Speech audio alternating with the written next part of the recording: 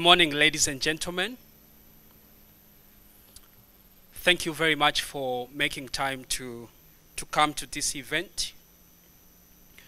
We're very happy to host Alkan, the host of Mindspeak Business Forum, to Dar es Salaam for the first time.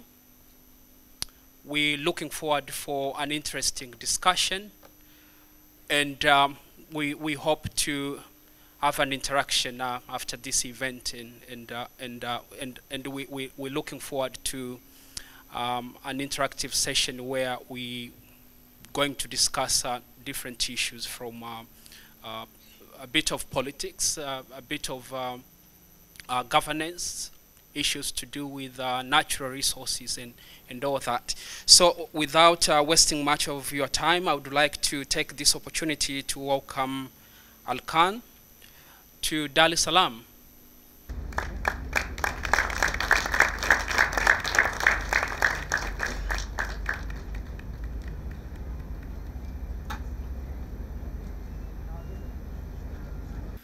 Good morning, everyone, and thank you kindly for coming today to Mindspeak. It's a real pleasure and actually a privilege to be here and to be hosting the Honorable January Makamba, the Member of Parliament for Bumbuli, Deputy Minister of Communications, Science and Technology. Interestingly, we met each other for the first time last weekend.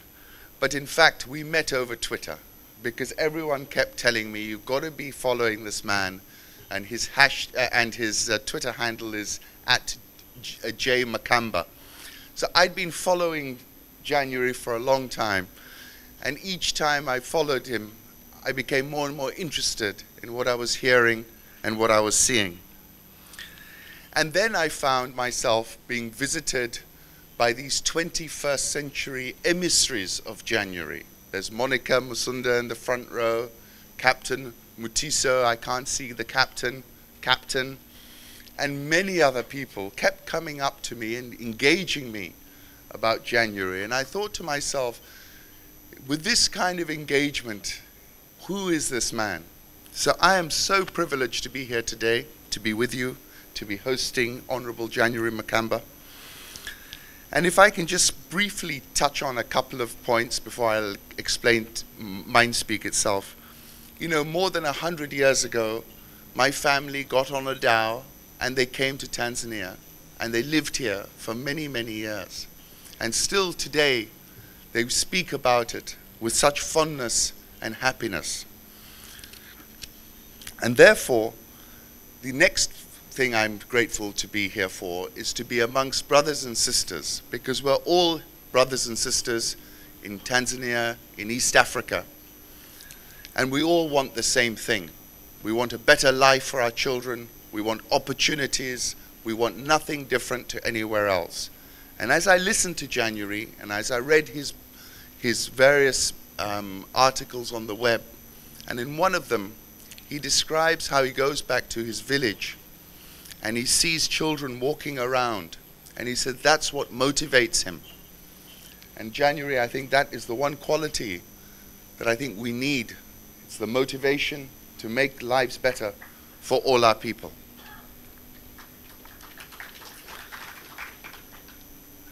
One of my favorite quotes is by Victor Hugo. Victor Hugo says, "There is nothing like a dream to create the future." As we sit here potentially at a generational change, a time when, though January tells me he's older than 81% of Tanzanians, he still represents a brand new generation and a brand new way of thinking. When I met January last weekend, I went back to my wife Nishet and I said, the way I was welcomed was so marvelous. The etiquette, it's called etiquette, the way you greet, and I didn't understand where this came from. And then I read about your grandmother and about your relationship with your grandmother. And in it, January speaks about how it was his grandmother who taught him these ways of receiving people and dealing with them. And that quality is a marvelous quality. January spoke of living in a village in Lesotho, and in that description he talks about a time when times were very, very hard, and I think that must have been in the 80s. And somebody came to our house in Mombasa in the 1980s, and he was actually from the same village, and he's been with our family for all those years. And he used to describe the village of Lesotho to me. And when I saw January, I said, January, I've been waiting to come to this place because Juma has told me what an incredible place it is. So just to say how much I feel at home amongst you, amongst everyone here, and how privileged we are to have taken Mindspeak across the border to such an important place as Dar es Salaam. In another article I read, which was on CPI Financial, it describes January as fearlessness to change. And you know, the one constant in the world we live today is it's moving faster, it's more complex, it's more fluid. And in this new age, we need somebody who is fearless about change. It requires a 21st century leader with a 21st century vision. And as I listened to the Honorable Makamba's words, I found that there is a vision, there is a policy, there is a way of thinking that I'm sure he's going to tell us all about today.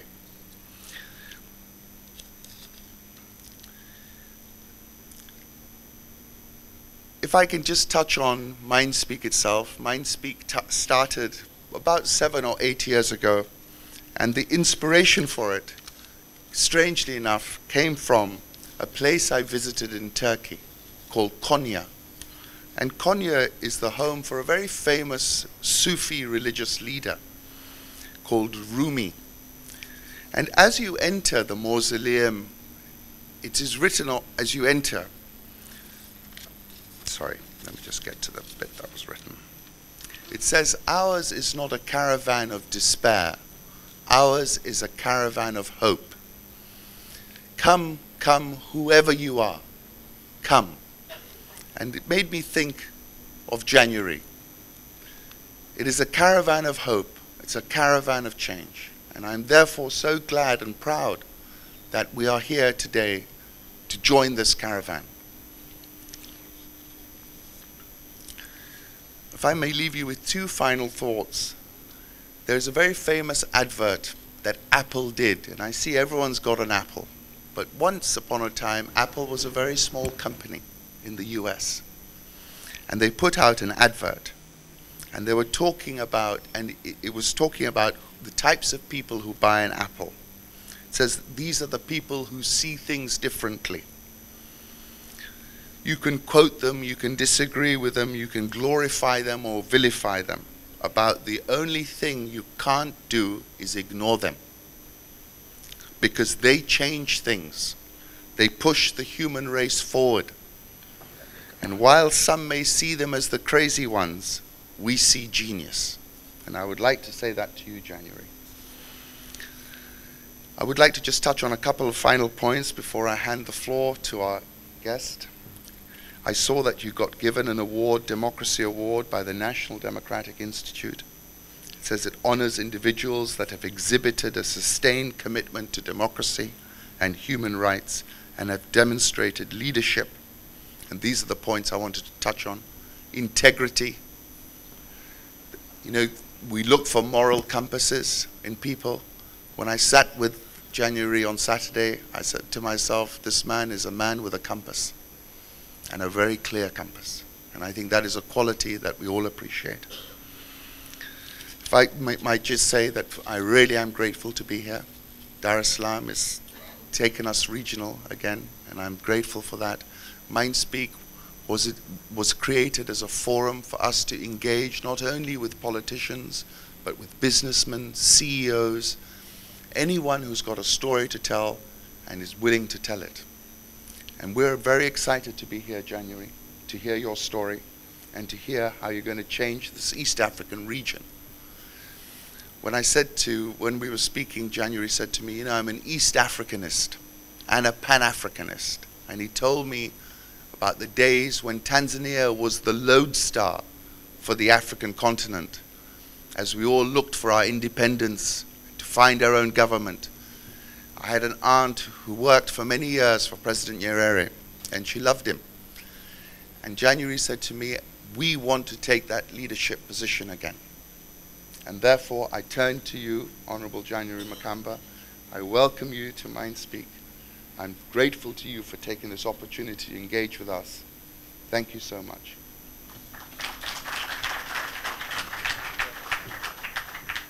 Morning. Next time, Ali, please use just January, not honorable. I want to thank you for that generous introduction, and I want to thank you again for finally getting Mindspeak to Dar es Salaam. And I want to thank all of you for making time to attend. The turnout this morning speaks to the hunger for a conversation in our collective quest for human progress. Now, almost exactly 20 years ago, in this very hotel, upstairs, I think on the second floor, Mwalimu Julius Nyerere, who was the father of our nation, gave a memorable speech about the state of our nation back then. Mwalimu likened our country to a house, and he noted that the house has been shaken and that he saw some cracks. He saw some cracks on the walls, he saw some cracks on the roof, and some cracks on the foundation. And he was worried. Mwalimu said that he believed that a major task for the new leadership that we were going to elect that year, 1995, was to deal with these cracks so that they don't spread and expand to a point where our house would collapse. So we meet here today at a very critical time in the history of our country. It is time to assess whether the cracks that Mwalimu identified still exist. My view is that they still do, and some have spread and expanded, and in fact we have some new ones. Rising inequality, crime, increasing corruption, social and political divisions arising out of constitutional review process, religious divisions, a challenge to our union, and many things that we see dividing us as our country. Stating these facts, that there are cracks, is not an indictment to our leaders, past and present. It is being honest with the situation that we face. In fact, were it not for the kind of leaders that we have, the situation could have been worse. We have a great country and a great people. We know for sure that our country can be better. In the face of challenges in the past, we pulled together to do extraordinary things to save our republic and shine a light in and on the continent. We stood firm as a proud nation and provided moral voice on key issues. We spilled our blood and emptied our treasury to help liberate our brothers and sisters in Mozambique, in South Africa, in Zimbabwe, in Namibia, Angola, and elsewhere. We are the only country in the continent that is an expression of Africa's dream for unity. We've played a key part in bringing peace in the Great Lakes region, and we now have peacekeepers in many countries across the world. This is a country that we want to continue to have, to continue to be proud of. But with these cracks, old and new, can our house withstand the minor impending earthquakes in the form of a constitutional review referendum in April and general election in October? Also, we need to deal with other social challenges, which I see as a boiling volcano under the belly of our society. And this includes, first and foremost, joblessness, where we have about 22 million people in the job market. We have 900,000 new entrants every year. 90% of them having no more than a secondary education. 42% of our children under 5 malnourished, limiting their chances for learning and opportunities of a better life. We have a lot of children in our school, but not learning much that is meaningful or relevant to the world that they are going to encounter. We have rampant criminality, lawlessness, impunity, and the erosion of legitimacy of political leaders and state institutions. We have greed, intolerance, immorality. We have politicization of all aspects of our society. Fortunately, unfortunately also, we have gimmicks and showmanship among those in political life. We have bickering in the political elites. This is not the country that we want to have. Fortunately, we have devised a system of government where change is possible. Therefore, change of direction is necessary.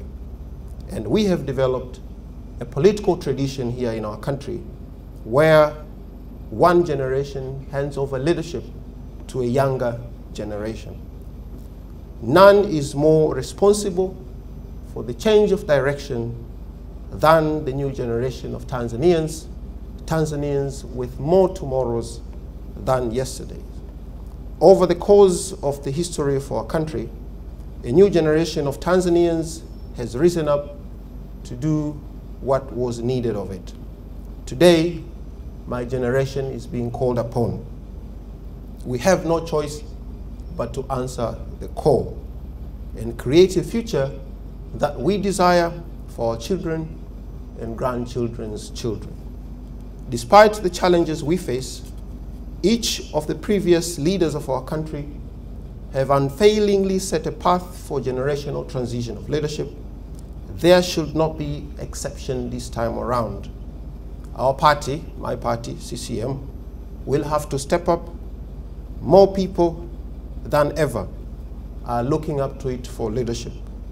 The brand that most young people associate with my party, that is old, tired, and corrupt, must not be doubled down by a candidate with similar brand.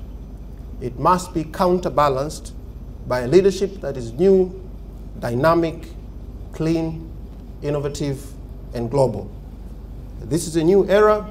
It has unique challenges that can only be understood and tackled by this new generation, the natives of this era.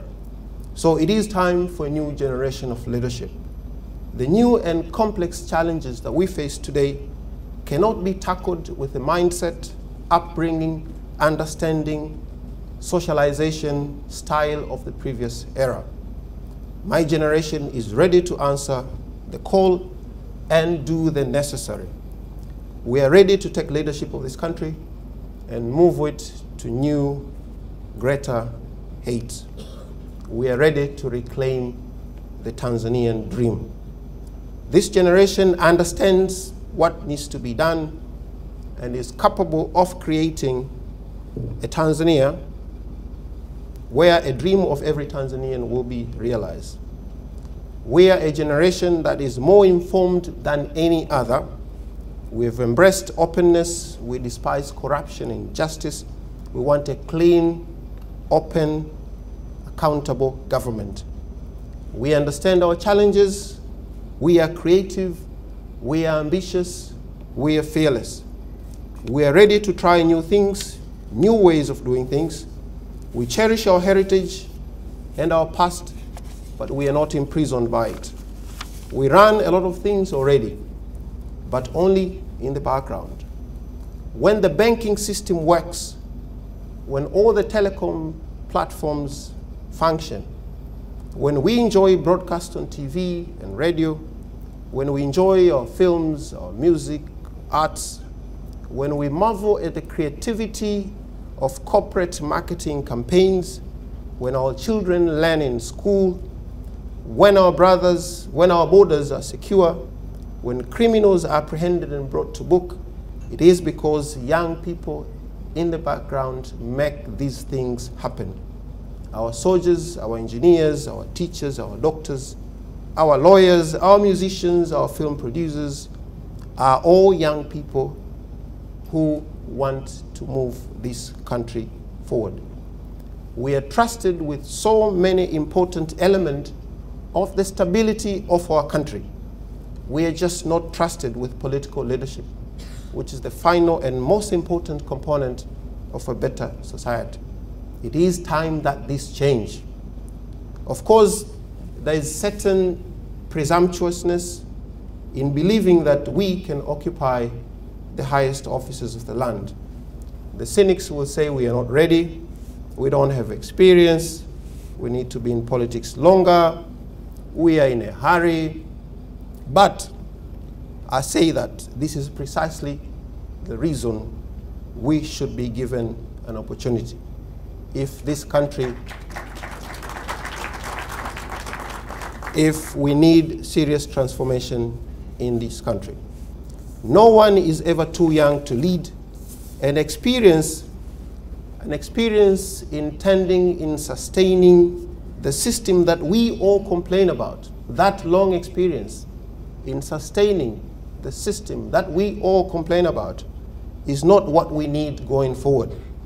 Yes, we have not been in politics for too long, and thank God, but we've been in it long enough to understand that it needs to change. We need a new politics. Thank you very much. We need a new politics that serves the people, not those who are in it. We need a new politics that fosters flexibility, compromise, and civility. We need a new politics that produces leaders not just with political authority, but also with moral authority to fight corruption and all ills of our society. We need a new politics that produces an accountable, transparent, and open government. Only a clean, ethical, and untainted leadership can bring about a new, clean, open, transparent government. Personally, I'm very proud of the experience that I've attained over the past 10 years that I've been involved in politics. As you know, and I'll speak a bit about that, as you know, our country is very big, but I've traveled to each and every district of our country, not once, but twice. I've met people of all walks of life. I've looked at their faces, I've talked to them, and I've understood their hopes and aspirations, their fears and challenges.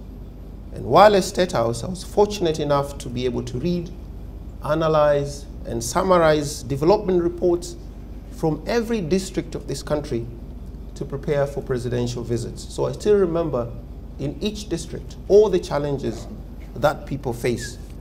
I've been recipient of cabinet papers for 10 years and sat in the cabinet for 5 years and able to understand how decisions are made at the highest office of the land. I know what has been done. I know what has worked. I know what has not worked. I know why, and I've learned about what needs to be done. From all the leaders that our President Kikwete, saw during his first 5 years in office, be it George Bush, King Abdullah, Muammar Gaddafi, Bill Gates, Gordon Brown, Raul Castro, I was in attendance, taking notes of the meetings, writing follow-up reports and correspondence. So I saw firsthand and learned quite a bit how diplomacy is handled, both at a personal and state level. I've pioneered innovative solutions to development challenges in my constituency. I've chaired the Energy and Minerals Committee in the Parliament, where we initiated public debates and new policy posture on fuel business, power supply, and extractives. I sat in the Leadership Committee of the Parliament, and I know very well how the Parliament operates. I also know my party very well. I was Secretary for Politics and International Affairs of CCM, a portfolio once held by President Makamba when he was Foreign Minister, Dr. Salim Ahmed Salim, Dr. Sharoz Megiro, certainly not a bad company. I was a member of the Central Committee of my party, now National Executive Committee. I've contested national elections in our party and did very well against party heavyweights. So apart from exposure in governing, I know how my party operates, and I know how to win within it. And I know for sure that CCM still retains the trust of our people and is still the best hope for this country.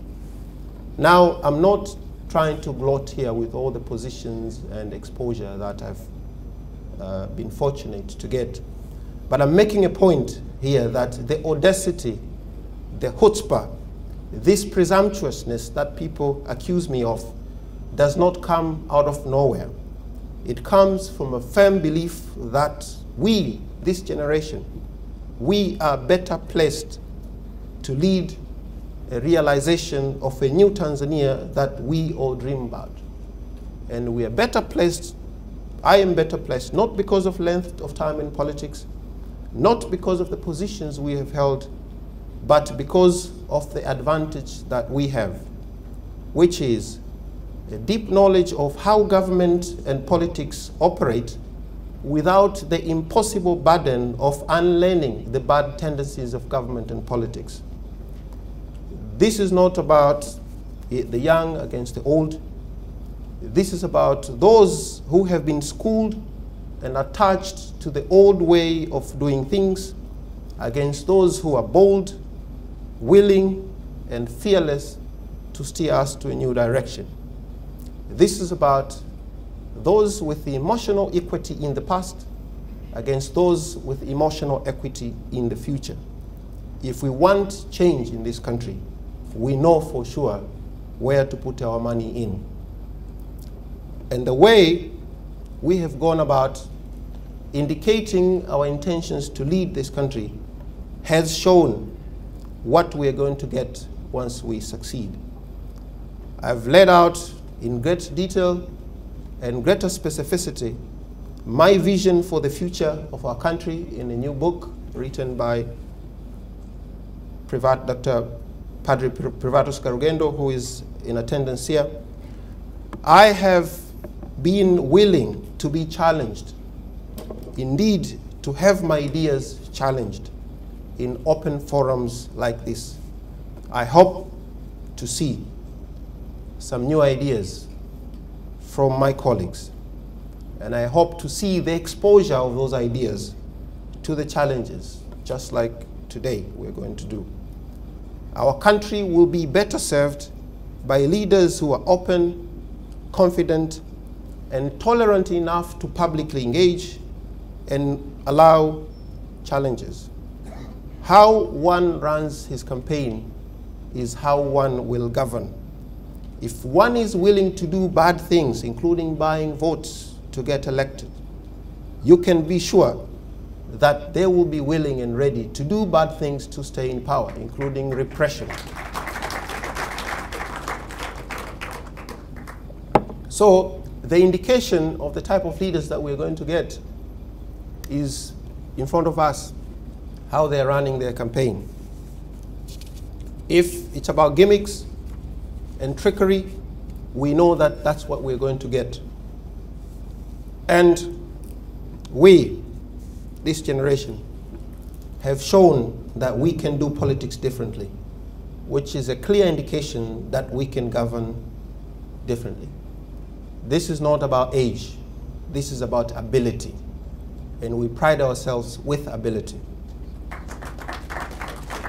Now, we have identified important interventions to move our country forward, and I've said they are in the book.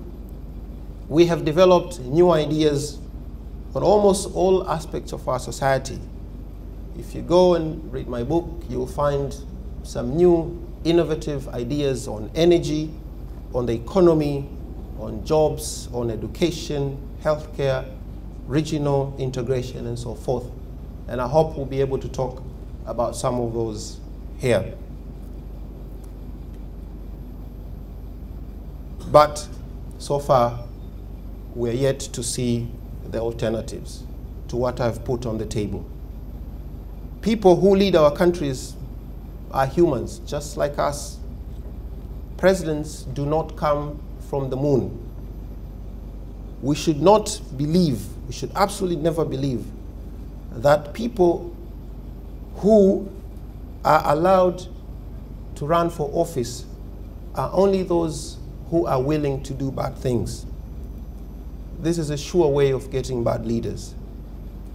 Politics don't attract bad people, because there is this saying that politics attracts bad people. No, politics does not attract bad people. It's just that good people stay out of politics. This also must change. So I want to end with a note, which is a caveat or disclaimer, that we are not, this is not a political rally. This is not a campaign. I've just made a case for a new generation of leadership. And I hope we will have a conversation about our ideas and what precisely that means. Because, as you know, we're in the political seasons here. And, you know, you may read in the newspaper that there was a campaign rally at the Hyatt. This is not a campaign rally. This is about talking about the future of our country, which is important and necessary, because we have developed a tradition in this country that people run for office clandestinely, quietly. Ni kama vile tunatafuta mchawi maarufu miongoni mwetu. Watu wanagombea kwa kunyemelea, kwa kunyatia. Mtu anaongea kwa mafumbo, anaenda kwenye shughuli ya kampeni, lakini anasema sio kampeni. Hasa ya mambo yanapaswa kubadilika. Kama unataka uongozi, sema nataka, kwa nini? Sema mawazo yako, yaweke kwenye mimbari, watu wayachambue, watu wakupinge. Ndio namna ya kupata viongozi wazuri. Ndio duniani kote watu wanafanya. Kwa huu utaratibu wa kujificha ficha, alafu mtu anachomoza mwishoni, tunapata mtu ambaye hatujamvet, kwa sababu viongozi ambao tunawachagua sisi ndio tunawavet. Tunawavet kwa mawazo yao, tunawavet kwa maadili yao. Na tutawavet pale watakapojitokeza na kusema wanataka na kwa nini wanataka. Kwa mimi nimejitokeza ili mnivet. Na ndani na mimi naamini kwamba wale wanaojiita majasiri lakini wanakosa ujasiri wa kujitokeza na kusema wanataka na wana mawazo gani, ule ni uongo, ni ulaghai. Ujasiri unaonekana kwa namna unavyogombea na utayari wako wa kukaa mbele ya watu na kueleza mawazo yako ili wayachambue, ili wakupinge, ili ujitetee, ili uyaelezee. Ndio namna pekee nchi yetu itapata uongozi. Kwa sisi tunataka kufanya siasa ya tofauti. Siasa ya wazi, siasa isiyo na kificho. Kama tutafanikiwa, sawa. Kama hatutafanikiwa, watu watakuwa wameamua kufanya uamuzi tofauti na tutaendelea kuitumikia nchi yetu kama kawaida. Ili jambo sio la kufa na kupona, kwamba lazima upate wewe, kwa hiyo usipopata hii nchi itaparanganyika. Hapa sisi tunaomba utumishi. Na tunaomba utumishi wa watu. Na watu wenyewe ndio wanatoa ridhaa ya utumishi huo. Hakuna sababu ya kufanya mazingaombwe, ya kufanya vitimbi ili kupata utumishi. Kwa hiyo naamini kwamba leo tutapata fursa ya kuongea baadhi ya mambo na mawazo ya kuifanya nchi yetu iwe nzuri zaidi. Na hasa kwa vijana, nafurahi kwamba nawaona wengi hapa. Na nataka kusema kwamba moja ya changamoto kubwa ya vijana ni kutojiamini. Kwamba kuna baadhi ya vijana ambao nakutana nao mimi kwenye mitandao au kwingineko, wanasema bwana mzaa huyo mna kitu, hawezi kitu. Sasa hilo sio tatizo langu mimi, ni tatizo la yule anayesema hivyo. Kwa sababu yeye akijitazama kwenye kioo akajiaminisha kwamba hawezi, basi anaamini hakuna mwingine yote anayeweza. Sasa hilo ni tatizo kubwa. Sisi vijana tuna uwezo wa kufanya mambo makubwa. Nchi hii imefika hapa ilipo, na kama nilivyosema awali, kwa sababu ya kazi kubwa ambayo imefanywa na vijana. Vijana ndio waliotafuta uhuru wa nchi hii. Vijana ndio walikuwepo siku ya kwanza Tanzania inakuwa nchi huru. Watu wote walikuwa wanafanya maamuzi makubwa kuhusu nchi hii ni watu wenye miaka 32, 39, 28. Lakini vijana wenzangu wa sasa ambao wana fursa kubwa ya kujua mambo mengi, wamesoma sana, wanajikunyata, wanadhani future ya nchi hii tuwakabidhi watu ambao tayari wana jana nyingi na wana kesho chache. Lakini sisi wenye kesho nyingi tunataka kesho hizo zijengwe na watu wenye jana nyingi. Hilo ni tatizo. Kwa nataka tubadilishe na hakuna sababu ya kuogopa, na wakati ni sasa. Asanteni sana.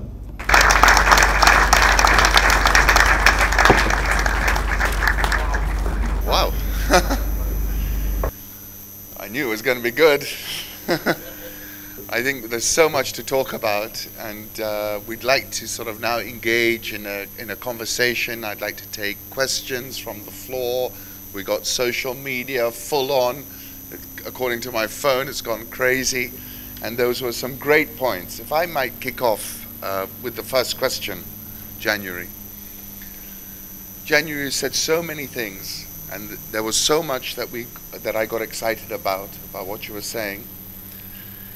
You know, this question actually is coming via Dr. Kalestis Juma, who sent it to me via Twitter a couple of days ago. And you touched on this issue of corruption. And he says, how are you going to change that? What policies, what are you going to do that's going to make that different? Corruption is a major scourge in our country. It robs people of opportunities. It slows economic growth. It removes legitimacy of political leadership.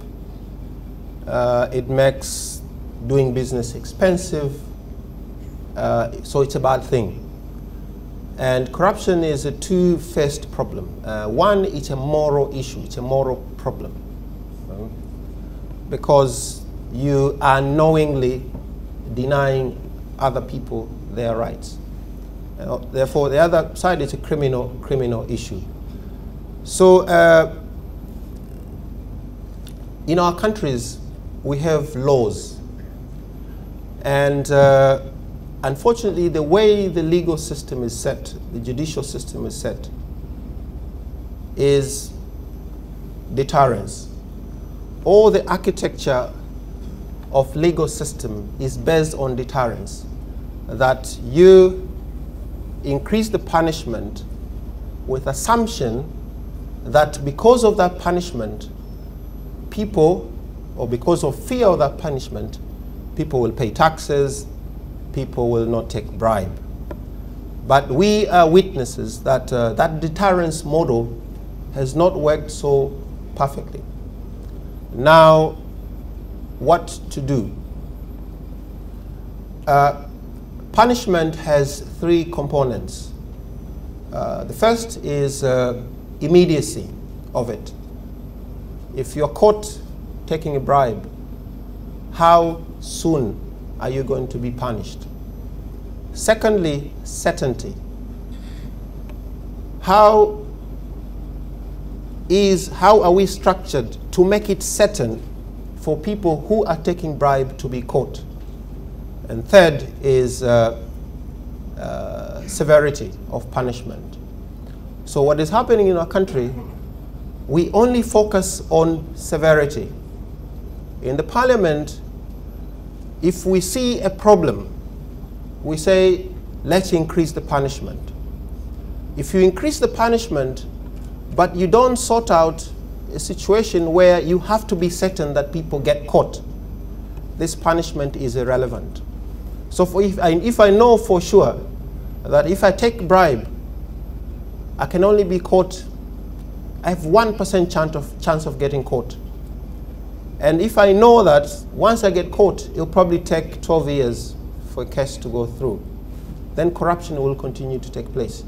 So number one, we have to reimagine, we have to change this deterrence model and get to a situation where we are certain that if you take a bribe, you will be caught quickly, you will be punished quickly and severely. So that's one. But two, corruption also comes because people don't believe that systems work, don't believe that systems are legitimate. And this is a long-term thing that we have to deal with to increase legitimacy of our institutions. But we have to change the deterrence model. And also we have to go back to, and Padre Karugendo we talked about this quite a lot, we have to go back to the moral values for people not to want to buy rights, for people to live ethically and morally.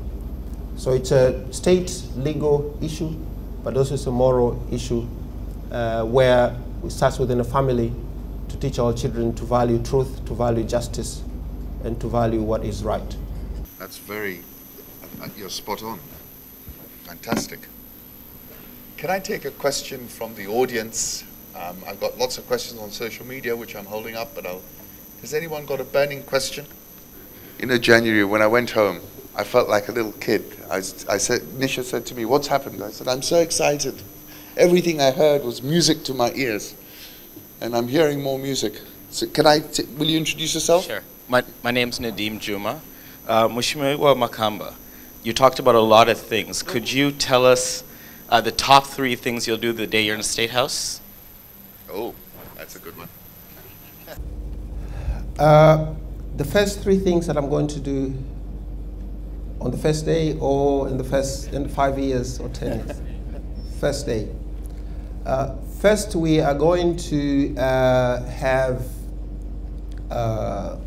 me and my wife and my kids, we're going to choose a place where we're going to volunteer, you know, whether it's helping an elderly rebuild a house, or painting, or something, because we want to send a very strong message that there are things that we can do as government, but also there are things that we can do as people.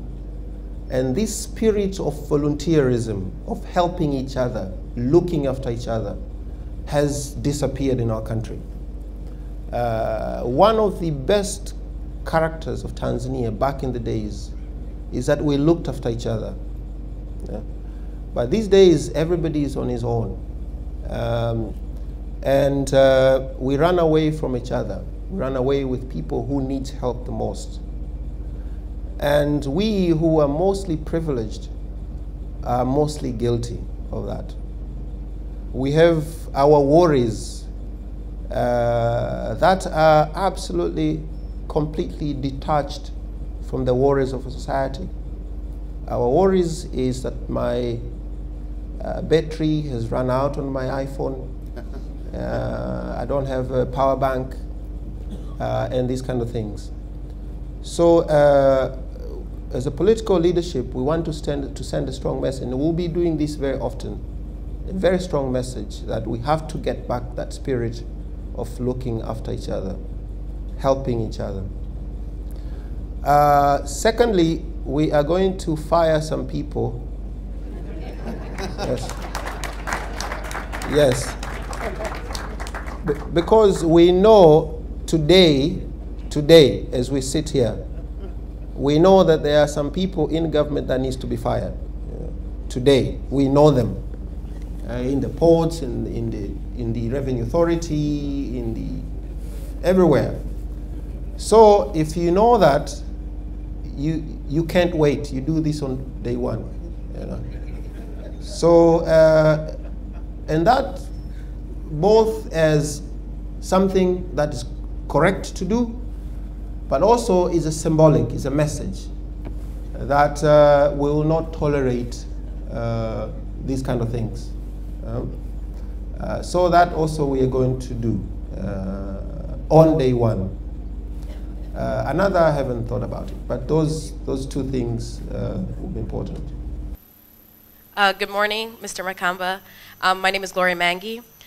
You were talking a little bit about combating corruption and how we need to go back to the moral standard. So my question would be, one, how do you go about setting a moral standard in a country that is so diverse with a very diverse belief system, and how do you enforce that?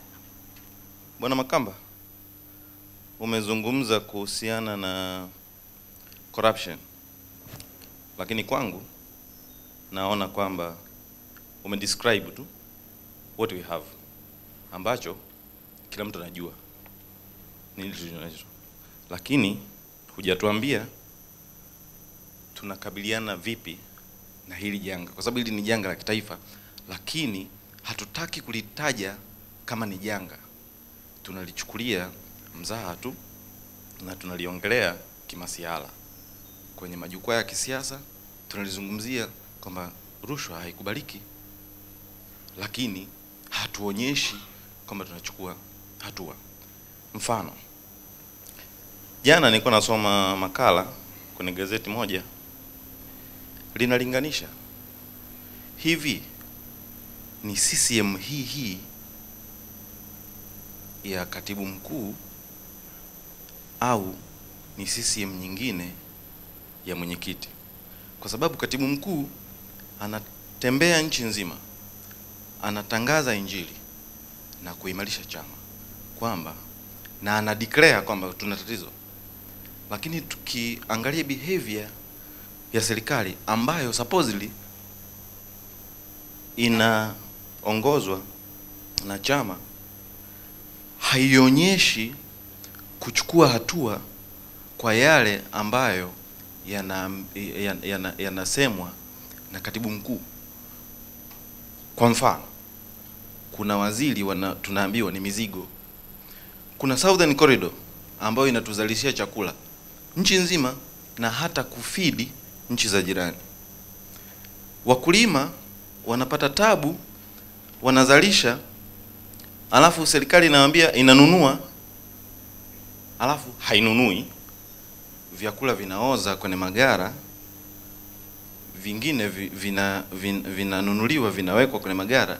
Nchi jirani, kwa mfano Malawi, walipata majanga juzi na mvua, hawana chakula. Tunashindwa kuwa supply chakula, lakini sisi tuna chakula hapa kinaoza, wakulima wanazalisha kinaoza, serikali hainunui, hawaruhusiwi kupeleka nje ya nchi. Juzi rais alikuwa Zambia, anawaambia Watanzania wanaokaa Zambia kwamba watafute masoko ya kununua ya kuuza chakula nje ya nchi. Lakini tukirudi ndani tunaambiwa haturuhusiwi kupeleka chakula nje ya mpaka. Hem, tutafute namna ya kuyaeleza haya, watu waelewe kwa lugha rahisi nini kinazungumzwa hapa. Umezungumzia pia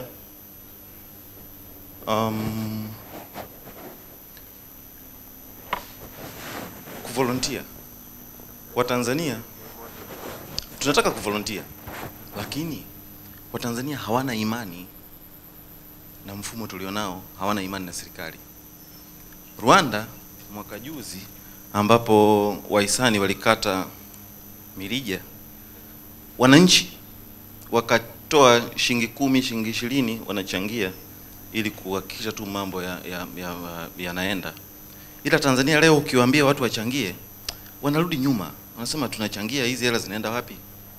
Juzi nilikuwa na marafiki zangu, tuko sehemu tumelipa, tunaomba Chief receipt please ya TRA. Wengine wananishangaa, unaomba receipt ya nini? Kwa sababu hizi hela tunachangia alafu zinaenda wapi? Mbona hakuna uwiano ya kile tunachokilipa? Unayazungumziaje haya mambo ya kuvolunteer ukilinganisha na mifano mingine hata na nchi ndogo tu kama Rwanda? Tusiende kwenye nchi kubwa sana.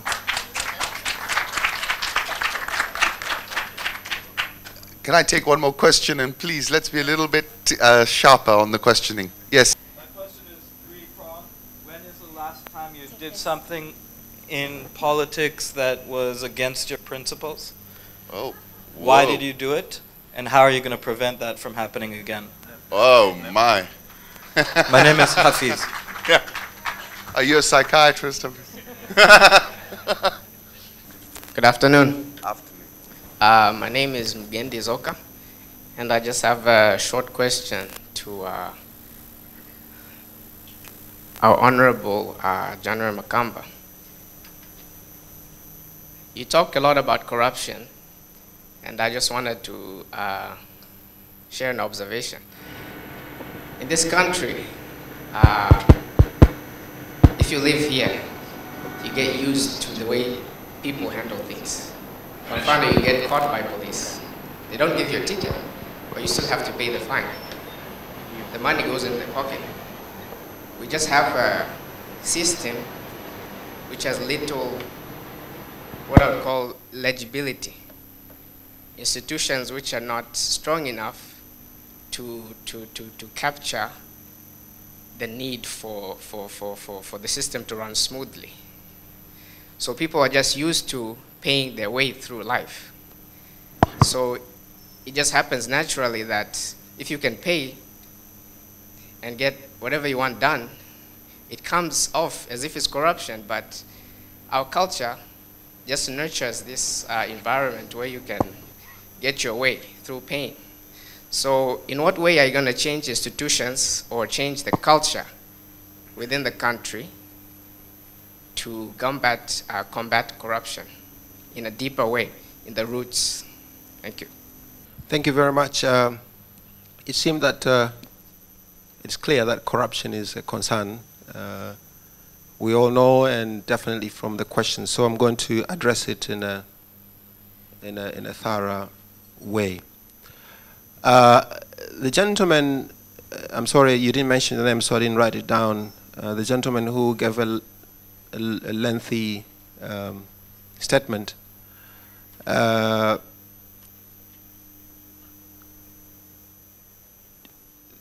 Talked about, he had my book when he was talking. And if you read my book, a recurring theme is precisely this, because Padre Privatus Carugendo really presented what people are concerned about. So we proposed some very specific interventions, and let me talk about them. I didn't want to go into great detail earlier. As institutional arrangement, we propose the reorganization of the entire corruption-fighting institutional setup. As it is today, PCCB is responsible. It takes tips from people, and sometimes it initiates its own investigations. But we all know, and anybody who have dealt with PCCB know that there are some things there that needs to change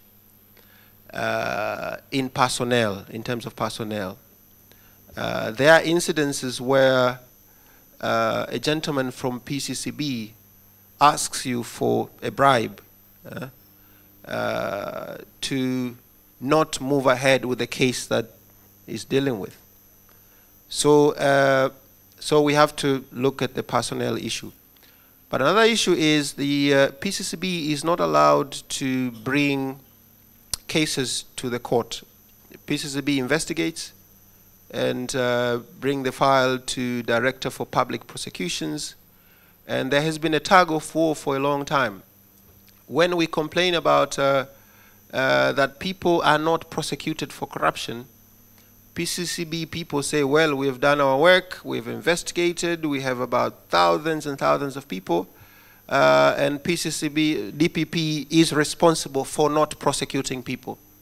And when you talk to DPP, they say, you know, yes, we've got the files, but these are poorly investigated. This is shoddy work. We cannot go to court when we know for sure we're going to lose.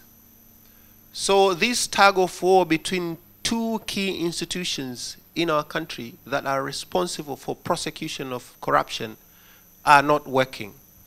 So what we propose is a creation of two institutions. One is the Special Court on Economic Sabotage, where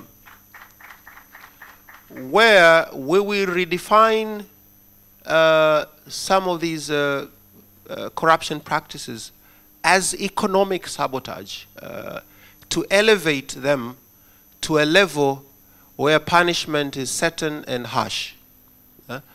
So if, for instance, you're supposed to build a bridge for 800 million shillings, and we find out the bridge has actually been built for 400, that is economic sabotage. And you will be prosecuted in this new court that will be very well resourced, working all days of the year. But a court is one thing. You have to also look at the structure of prosecution itself. So we're going to create a special bureau, like Special Frauds Office in the UK, where it's easier, faster, effective to investigate and prosecute corrupt practices. So these are sort of government institutional setups in the fight against corruption. The current posture is not helping us. We're not going anywhere with the current situation. So we have to rearrange our institutions and the way that things work. So that's the structural issues on one end. Some, like Gloria, asked about the difficulties of setting moral standards in a society where you have diverse beliefs. My belief has always been that irrespective of different backgrounds and different religious beliefs, one key theme for those who believe in God and for those who don't is that there is a natural wrong and there's a natural right. It doesn't matter whether you go to church or to mosque or you don't. You know for sure that injustice is wrong. And a state, and in school, as you know, we teach our kids not on the basis of religious values, but in the basis of societal values that we set. So, so at a place where young people meet state for the first time is at the school, where we meet all these 5 and 6 years olds. That's where a state should begin. But before a 5 or 6 year old come to school, she or he has a home. Now, a government is not responsible for running people's households. Therefore, the moral values that are imparted at the households, we would hope that they will help make a better society. So that there's absolutely nothing we can do. But the state, we can use the system that we are in control of, i.e. the education system, to make sure that we impart important moral values and standards in our society. And this is not unprecedented. We've done it before. During Mwalimu's time, and some of you are old enough like me to remember that in primary school, when the teacher came into class, we all stood up and started saying, "Ubepari ni unyama, shikamoo mwalimu."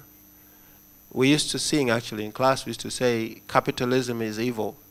Good morning, teacher." This was repeated and repeated in school, in national service, in songs that were organized by state, and it became part of our DNA as a society. And in fact, some of the challenges we face now in easing doing business is because the sort of the depth of socialization was massive, and you still have people who are in public service, who were socialized as such to see business as an enemy. So it's very difficult to get rid of that, and that's the point actually of a new generation of leadership, because the world has changed. We cannot have people who were socialized to believe that business is enemy, to continue to deal with business and expect that you'll have better outcomes. You won't. So it is possible to use our education system to impart moral values, and this was my contribution during the internal debate on the new education policy in government. When we were discussing it, all these other things, how we should teach people, they're normal. But my contribution is that we must use education system to create better citizens, because you have a control of 5-6 years olds as state. You can shape them the way you want, and we have to shape them to be better citizens. And we have to have teachers who are capable of doing that as well. So if we teach 12 million young people who are in primary school today that corruption is not something that is tolerable, corruption is evil. So we can start to sing again, not capitalism is evil, but corruption is evil. These young people will grow up to believe that it is so, and to help us in this fight.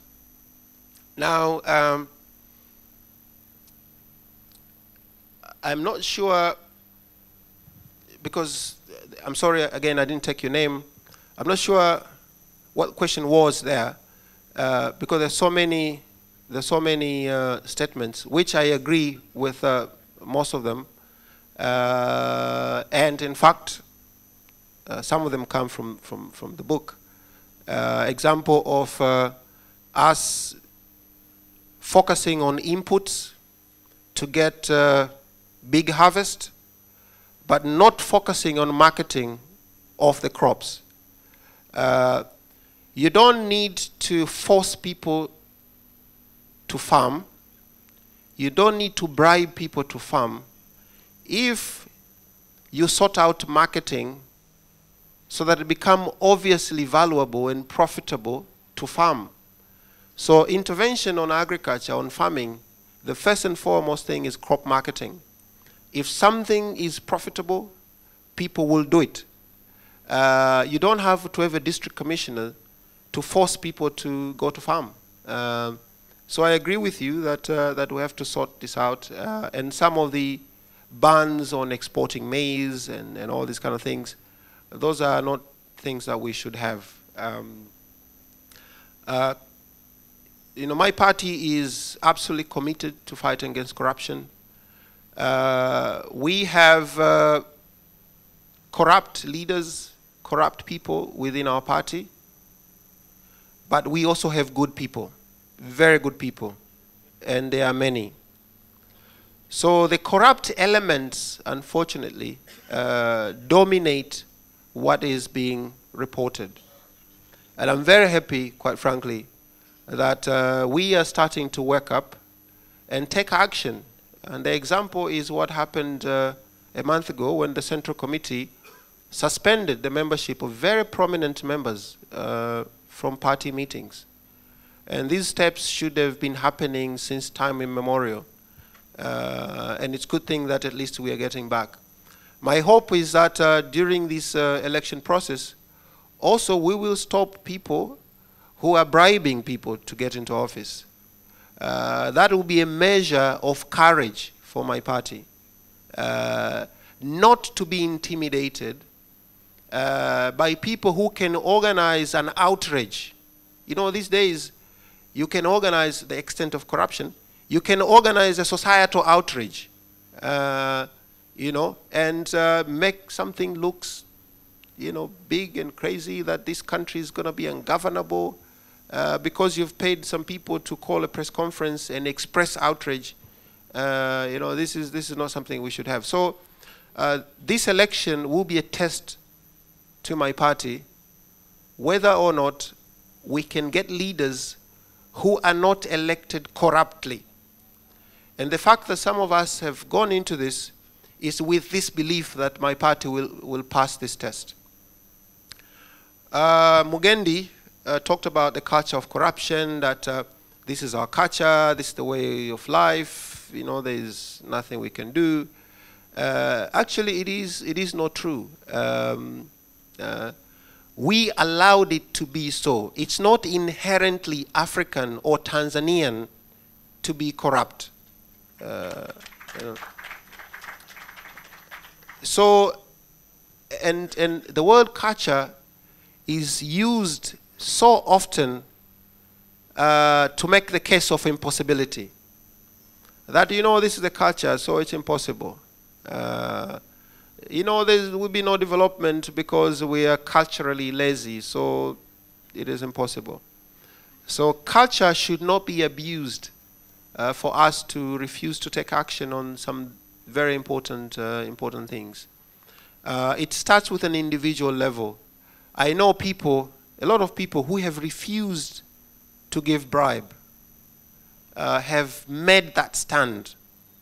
It's just that we need to be more of us who are capable of doing that. Government responds to public pressure. So if the public demands a clean government will be available. We saw some actions that were taken against corrupt people that arose of public pressure, public demand.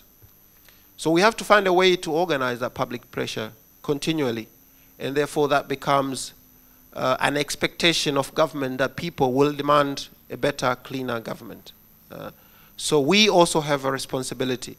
The way we talk about corruption always is to ascribe it to some entity there. It doesn't have to do with me. Why are you guys not fighting it? Why is it so bad? And so forth. It starts with an individual, and we have to make it happen. I remember when I came back from the US and I started work at the Ministry of Foreign Affairs. My mother said that, you're back, you need to get in touch with your peers. There's one young man who has done so well. He'll help you also to give you ideas on how to do well. Mothers want their children to be successful. And this young man had 3 houses he's built. He's renting 2 of them. He had like $3 in town. And he was doing very well. And he's my age. So my mother thought I should go talk to him so that he can help me also do well. So I went and talked to this gentleman, and he was good. He told me how he's doing his things, the money he gets every day, and he was excited, to help me. But where he works for a government agency, and I subtly asked about his income, and there's absolutely no way that he could, within 4 years that he's been working, he could have 3 houses and $3. So I listened and I went home, and my mom said, "How did it go? Did you see? You saw, the young people are doing well. Did you learn anything?" And I told my mom, "There's absolutely nothing to learn from a thief." So she was a bit disappointed, but also I made the case that there's no way this guy. Do you want me to succeed, by thieving? Would you be proud of me as your son that I have 3 houses, but because of theft? Then we understood each other, and so it starts with an individual. I understand there are pressures of young people to do well, to succeed, to cut corners. And those we have to deal with as well. The last question by Hafiz is a very difficult one. When was the last time you did something against your principle? The fact that I don't remember, maybe, you know, that time never existed. Thank you very much. He says, what plans does January Makamba have for Tanzania's place in the EAC when he ascends occupancy of 1 Obama Drive, Dar 11400? So I think he's asking about the EAC, and you know, I think that's something that, particularly for us who come from other countries within the EAC, I don't know, does Tanzania get a bad rap, or is this the real deal? Is there a reluctance here? How are you going to handle this whole issue? You see, in 1960, Julius Nyerere traveled to, I think, Ethiopia. And there's a document that was leaked. And a paper that he wrote that was leaked to the public. And the paper was talking about Tanzania's willingness to delay its independence, because by then negotiations for independence had started. And by then it was known that we're going to get it much earlier than Kenya and Uganda. We're going to get it in the following year, and Kenya and Uganda maybe a couple of years after. So that paper talked about the fact that we are ready to delay our independence so that we can get it on the same day with Kenya and Uganda and announce a country on that day. So, so of course, people here in the TANU started saying, no, this is Mwalimu's idea. We didn't talk about it in the party. You know, we don't understand. There is no way Mwalimu could want something like that.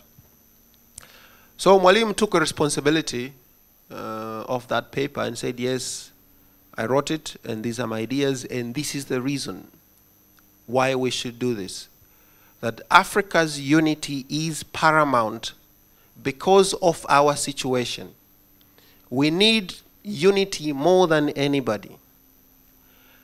And if we can express it in a political entity, that's the highest level of expression of unity. And the idea was, if you wait for each country to get independence, to have its own flag, to have its national anthem, and you ask people to unite, you are asking them to lose something, to lose sovereignty. But if you organize, you get independence in one day, you are asking people to achieve something, to achieve unity. So it's much easier to ask people to achieve something than to ask them to lose something. And that was the rationale. And he was willing not to be president, you know, for us to have this entity. So I give this story to demonstrate Tanzania's historical desire to have Africa's unity. And of course, we went through, OAU went through different groups and debates on how to attain this, but our voice has always been that we want a unified Africa. We were the drivers of the first community that collapsed in 1977, and also the second one that we are on now. So this idea that Tanzania does not want unity does not, you know, it's against what we have always been. Now, obviously, over the past few years, there has been a perception of ambivalence, I should put it that way, that we don't want to move forward with this. And it is a perception, because the reality is we have signed a treaty a charter. And if you read the EAC charter, once you sign, it's a journey through different steps toward the ultimate step, which is a federation. Therefore, whether we like or not, we have already signed to a federation. We have put our signatures there. So there is no going back. There is nobody who will come and say, no, we don't want it, we are not in it. No, we have committed to all the stages toward the ultimate stage, which is unity. Now, we have to frame this appropriately, because some of the political framing is that by going in, we are losing.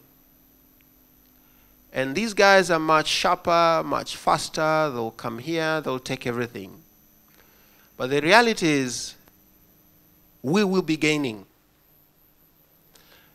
What people don't talk about is trade figures.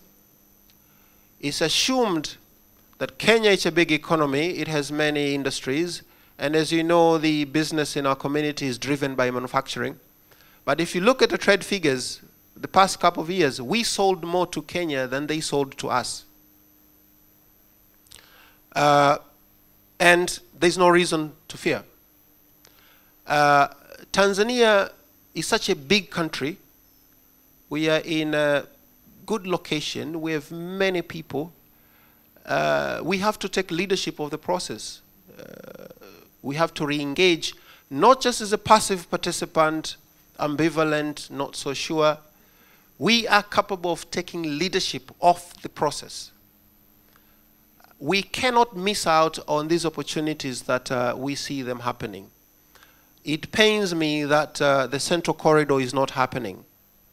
The countries are ready to do the Northern Corridor, and if you look at the map, from Mombasa, that line goes to Uganda, then cross and downwards to Rwanda. You know, the easier is just straight across Tanzania. Cheaper, faster, effective, efficient.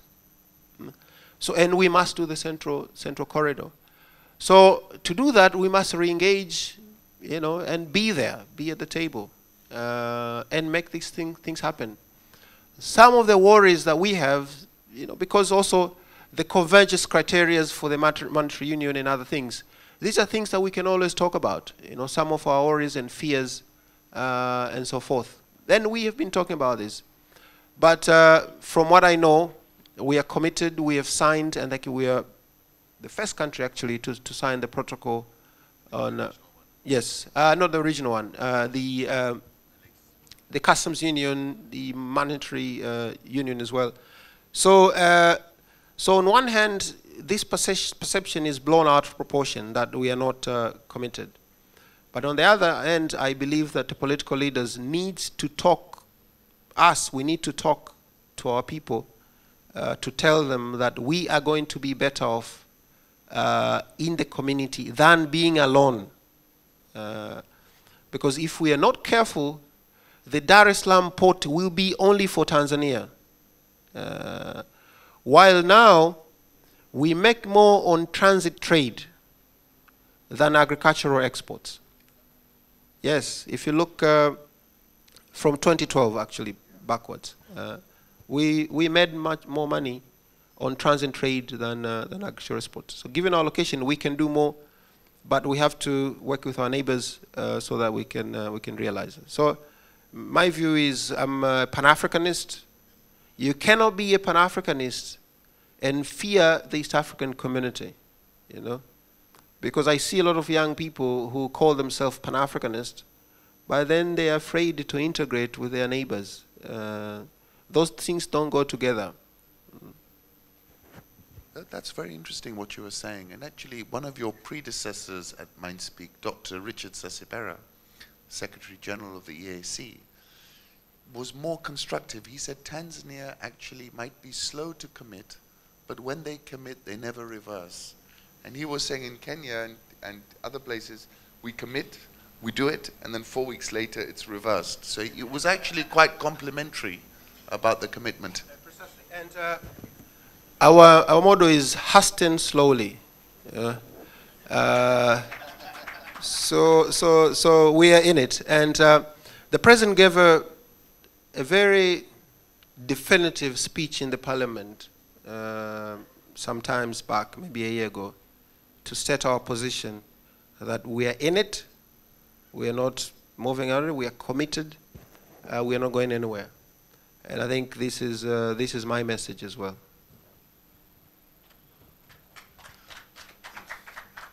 Can I take any other questions from the audience? Oh, wow, everyone wants to ask a question now. I'm going to go backwards and come forwards. So can we, because otherwise I'm being... Okay, thank you. My name is Kasais Godwin from TIA. I'm very proud to have my brother January Makamba, and I have to argue with these strong questions to you. The first one, what is your plan about the framework of achieving 2050 Tanzanian plans or vision? And the second, what is your plan about the foreign direct investment conditions, the national debt, and the international relations about EAC, SADC, and other relations which are conducted within our country? Thank you, Mr. Honorable. We'll go. Hello. Yeah, great. Thank you. My name is Rose Msangi, and I would like to ask two questions. In your 5 years, part of your 5 years, what will you do to improve our government hospital, and what will you do to improve our primary and secondary schools? Thanks. All right. The first question is, what would you do to improve our government hospitals? And the second one is, what will you do to improve our primary and secondary school? Thank you so much. Thank you. Mr. Makamba, I'd like to ask you a much more policy kind of question. If we take the history of our country and post-independence, we started off with Julius Nyerere very much talking about the state enterprise being the power of growth and driving our economy. When we entered with President Mwini, he started unshackling the economy and he gave room more for the private sector. But nevertheless, the major sectors and the major actors remain in the state. When Benjamin Mkapa came, we saw this freeing up and almost an appreciation of the private sector being the drivers of the economy, and certainly being the partners to grow the economy. What we've seen in this current administration is a little bit of a clawing back, and we've seen that the state prefers not to privatize, and we've seen whatever privatization that have taken place, the state has wanted to move back. And what concerns us, of course, over here is that we see things like the port sector, which you just earlier alluded to. We talk about the railways. But also, which I think is also far more important, is our education system. We seem to have this whole belief that only the state can educate. And of course, yes, the private sector is allowed to set up new schools, and they are allowed to do it. But nevertheless, the hospitals, and I see a kind lady there talked about government hospitals. But the question really here is, how much can the state really do? And of course, I, coming from the private sector, would argue very little, and should do very little. But rather than my giving you my views, would you please cast and give us some of your ideas? Thank you. I'm Deo Steven Kizito from Trade Africa Network Tanzania. I've got two questions, Mr. Makamba. January, can you tell us, you said that the first day you'll be making the cleanup of the house. I would prefer to call it so. But what will you do about the party? Because there have been a supremacy on the part of the government, and they're the ones who are going to nominate you. What will you do about them? And actually, the party have proved to be one of the pillars influencing corruption. Those who have been sacked, they will get back through the back door to the party, and again, they will contest the parliament. The next term of your presidency, they will be your fellow candidates. How are you going to do that? Another thing is about on the part of the private sector. Of recent, we have seen a lot of policies coming in, the government claiming to support the private sector. But when you go back, actually, they are playing two roles.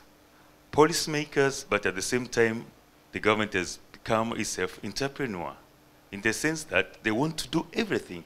I don't know how they spend the budget for entrepreneurs. Thank you. Thank you very much. I'll go backwards. There are people, about cleaning up, there are people that within the authority of the president to discipline. And if you look at our current constitutions, those are so many people. And this actually goes back to the discussion about the powers of the president. There's one school of thought that says the president should not have as many powers as they do in the current constitution.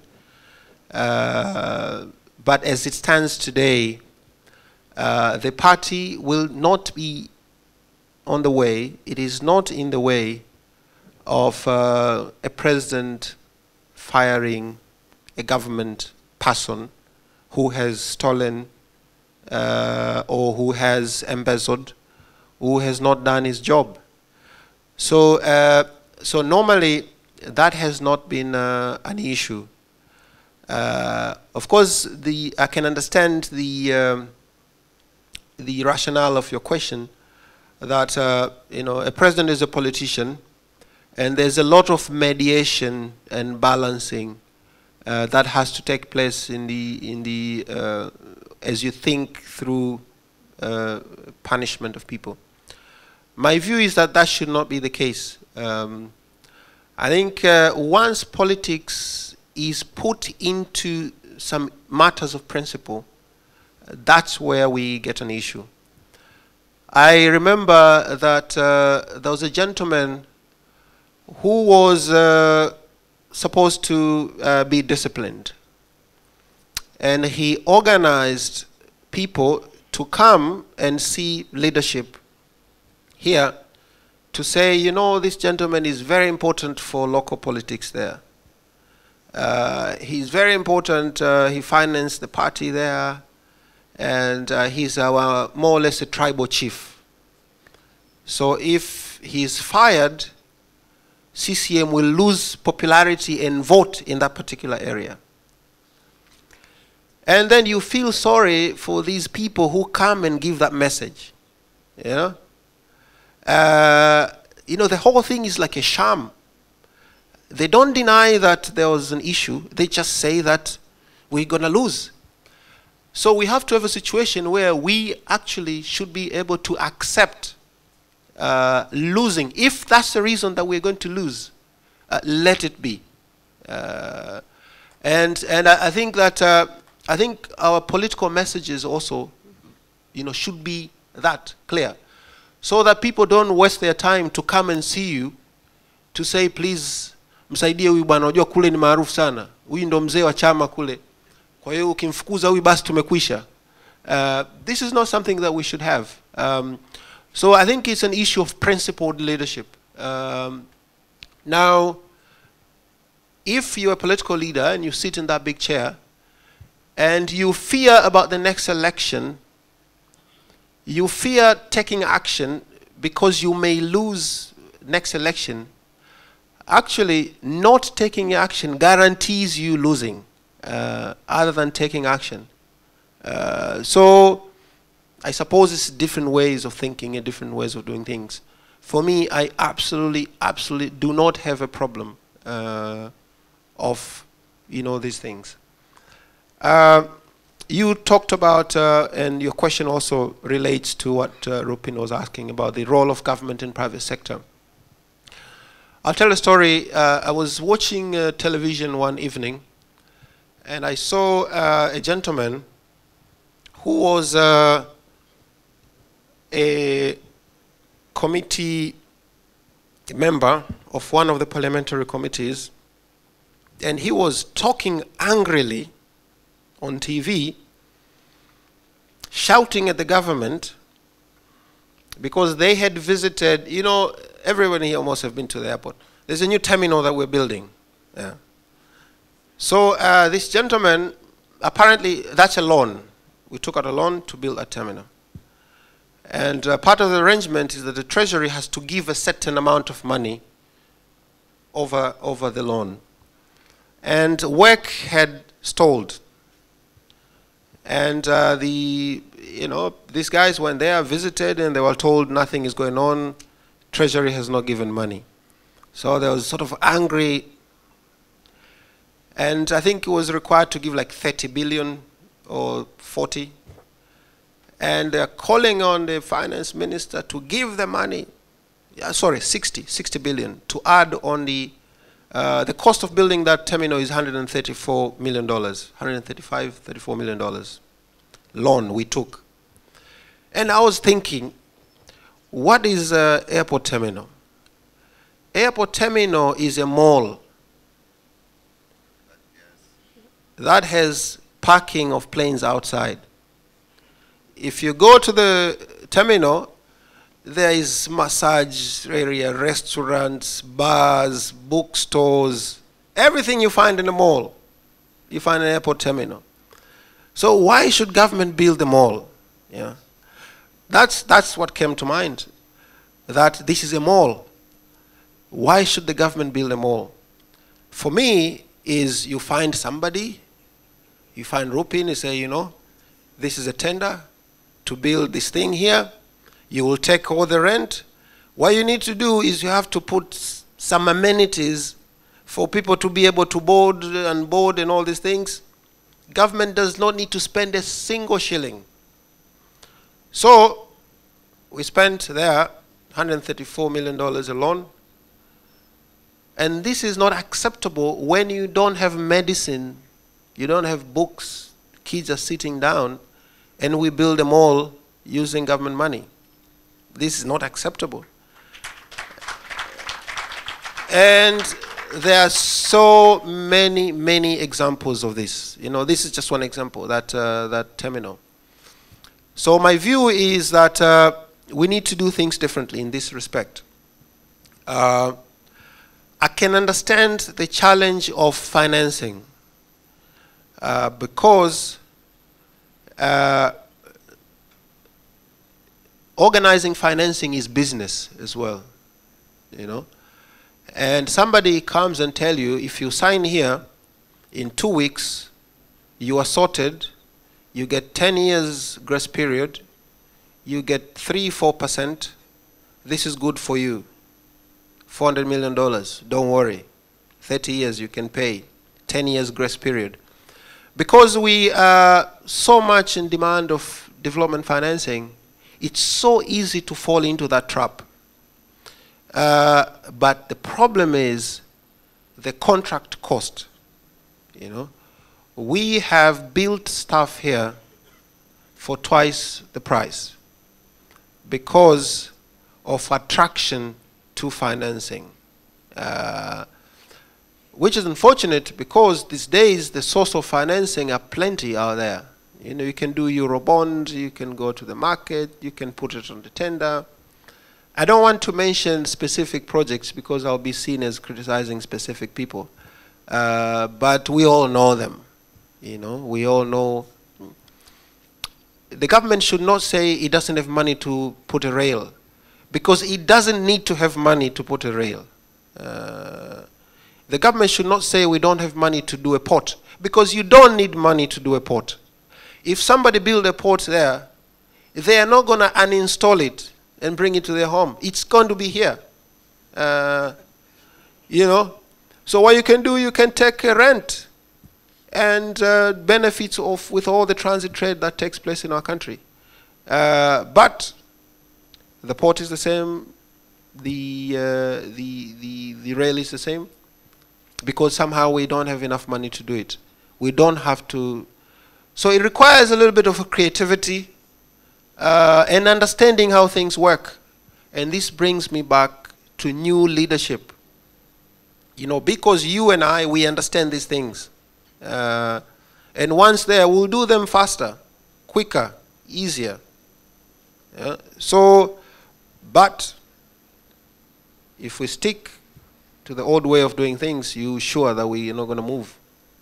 Our neighbors, I have a friend here, Captain Butsi from Kenya.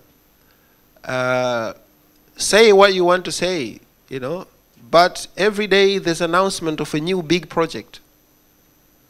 I was there a few days ago, and a friend of mine was telling me that they got a project to do 98 hospitals across the country, revamp everything. I know Monica is nodding because you didn't get that contract. She works for Philips, and I think GE got the deal to put all MRIs, you know, X-rays and everything, and it's going to be free to do an X-ray using National Health Insurance Fund. So these things are doable, absolutely doable. But if we reimagine a new type of leadership, you know, so my philosophy is the same, that where a private person can do something, government should not put any money at all. I can understand the need for control of some strategic sectors, for government to have a hand so that we can control where money moves in terms of priority areas. And you can find ways to do that without actually, you know, I have a friend here from South Africa, also Brian. Brian runs a big company called Transnet. And he was telling me a story about why Lenin nationalized banks. Lenin nationalized banks because he felt, and truly, that capital is important. So a government should have a hand on where capital go. And the only way for government to have a hand where capital go is for it to own the banks. But you can have a control of where capital go. You know, you have important priorities of government. You want private money to go there. You can organize for that money to go there. So I was debating with Brian is how can we do that? And his philosophy is that you put your people in the banks, you know. That's way to do that. But you can provide policy interventions and incentives for you to be able to move money where you want. You want infrastructure, your priorities infrastructure. You want private financing on infrastructure. You can do certain policy interventions, fiscal incentives, so that private money can go on infrastructure. You don't need to own, to nationalize banks for that to happen. How do we improve government hospitals? Of course, probably you meant the healthcare situation in our country. The key issue on healthcare is financing it. It's costly for everyone to get healthcare in this country. Insurance, single payer system should be a solution. It is possible, and it has happened in African countries where every person in the country has insurance, whether or not they earn money. And this is what we're going to do when we succeed, because it is doable. So insurance system helps us pay for the healthcare and therefore improve infrastructure and investment in the healthcare system across the board, from personnel, from diagnostics capacity, you know, from everything. The key thing is financing. And once you do that, you also deal with the issue of healthcare personnel, which is a big global challenge, which we need to deal with here with training more people and, you know, spreading them around the country equitably. And many other interventions that we can do. We don't have time, but I have some good ideas, very specific ideas on improving the healthcare situation in our country. How do we improve primary and secondary schools, I think you meant education. This is a bigger question that, maybe I can pick it up later. Going back to what Rupin was saying, and maybe, this now comes from an experience I had in the UK when Mrs. Thatcher was Prime Minister, and admittedly she comes from another side of the spectrum. But what she did, January, was she started to make ordinary people shareholders in British business. So British Telecom, we could buy shares in it. We were allowed to buy shares in British Gas. So it maintained ownership, but you had to go and buy it. But it brought so much positive change to these organizations. They improved their performance. They had people sort of challenging management about it. And more than anything, everybody felt that they had a stake in the game. And it might be a piece of paper, but you were an owner. And do you not feel that, in our East African countries, that some of us don't feel we are owners? We feel like bystanders. We feel Serikali will come in. But don't we need to feel like owners? Isn't something like that, yeah. No, this is very important. There's difference between public ownership and government ownership. We have to distinguish. Sometimes when the government own something, they say this is publicly owned. But you can achieve public ownership through the actual public ownership. And stock market is critical. Therefore, I agree with you that the more, for instance, Tanzanian breweries now is owned by people here who are making good money. And it's a company that they want to continue to be here.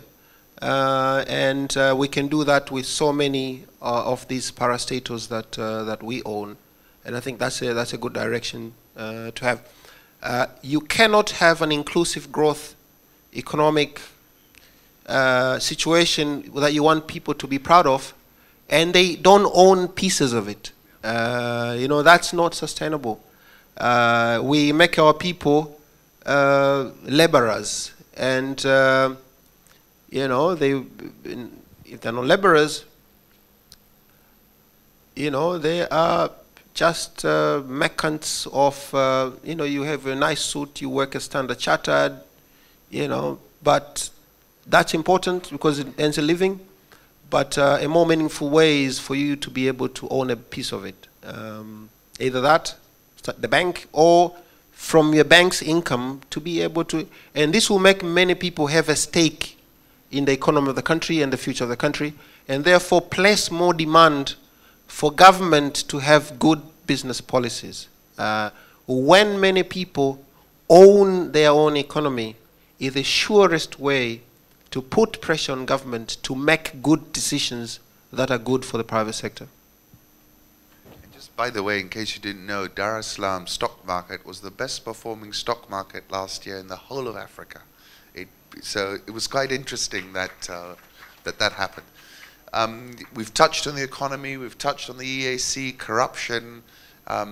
Any other burning themes that anyone wants to? I can see a lady there are two people I got to go to. I'm coming to you first, and then I'm going to go back to the lady right back there, and I come to you third. Is that okay? Actually, this probably would have worked out better in the previous theme, but considering it is a burning question, I'd still like to ask it. You've described yourself several times as an East Africanist and a Pan-Africanist. But to me, it seems very apparent that without market protections, national growth is very hard as your economy becomes reliant on throughput rather than output. Mheshimiwa Makamba, do you feel there's any need for protection of our national industries? And how do you plan to strike the balance between globalism and nationalism? Thank you for the opportunity, and great to see you, January. My name is Maria Sarungi. My question is going to be maybe a little bit long-winded, but I hope it will make sense. We know that the party that January Makamba belongs to, CCM, was founded by Mwalimu Nyerere, and in fact January quoted him. Mwalimu Nyerere was a visionary leader in the sense that he did have certain policies and certain outlook, how to run the economy, how to run everything in the country, including the moral values. My question to you is going to be, there has been a lot of nostalgia recently for people, some demanding the return of Azimio la Arusha and saying we have to go back to the values of Mwalimu Nyerere. As a young leader, how do you see that happen in our country? And what do you think your party, CCM, which is Mwalimu Nyerere's party, is planning to do? Because currently it appears that there is no clear ideology and vision taking it forward. Thank you very much. And I've also got a question that's come over WhatsApp, because we're so 21st century here, aren't we? Everybody's on the smartphone. It's, what are your views on the just launched education policy that topped Kiswahili as a media of instruction at all levels? Do you support it? The question is Kokel Malubo. Thank you. I have one question, but it involves two parts. Mr. Hanab, do you believe that Tanzania has scarce of resources? If yes, how are you going to utilize this scarce of resources for the country to raise up the economy? Thank you very much. And I'm grateful for the quality of the engagement and the types of questions, and really the quality and nuance of the answers. If I can take that last there. Morning, January. My question is very short. Take you back to Bumbuli. What are your biggest achievements? Are there data points you can refer to? And how do you see you translating this to achievements or delivering results at a national level? Good point. Great point. Okay. Thank you very much. I'll start with JP. Market protectionism, protection of national industries. Yes, if you read the path to development that developed countries undertook, you will see that part of the interventions was to protect industries, and you look at the data on taxes, on all these non-customs barriers that France and UK and Germany and others that put against each other, massive. Now, so why did it change? And obviously then it changed. It became open. Why did it do so? If you go to a reason where there was a transition from that protection regime, back in the days, to openness, you'll find that it was a better idea at some point to open up. Now, there's a theory or philosophy that to attain efficiencies, you need transfer of technology, transfer of knowledge. You need competition. And if you are a protection fundamentalist, you may think that you are helping your people, but you are actually not. So I don't believe in a fully fledged protection. But what I believe is you don't adopt policies that make your people lose their jobs, lose their livelihood. That would be irresponsible leadership for you to be able to do that. You don't put policies where your country becomes a dumping ground for cheap goods from different countries.